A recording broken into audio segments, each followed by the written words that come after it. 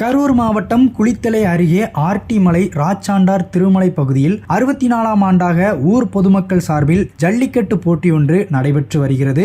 இதில் 641 காளைகளும் 386 காளையர்களும் கலந்து கொண்டனர். இதில் உரிய மருத்துவ பரிசோதனைக்கு பின்னர் துவங்கப்பட்ட ஜல்லிக்கட்டு போட்டியினை சட்டமன்ற உறுப்பினர் கொடியசைத்து துவங்கி வைத்தார். இதில் சிறப்பாக களம் கண்டு 19 காளைகளை அடக்கிய நாமக்கல் மாவட்டம் எருமைப்பட்டியை சேர்ந்த கார்த்திக் அவர்களுக்கு சட்டமன்ற உறுப்பினர் முதல் பரிசாக காரினை வழங்கினார். அதேபோல் சிறந்த காளையாக தேர்ந்தெடுக்கப்பட்ட திருச்சி மாவட்டம் ஸ்ரீரங்கத்தை சேர்ந்த மாட்டின் உரிமையாளருக்கும் கார் ஒன்று பரிசாக வழங்கப்பட்டது.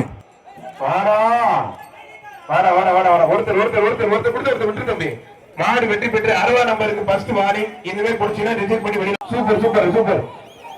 அழகு அழகு நல்ல கால புடிக்குது முடிஞ்ச புடிக்குது.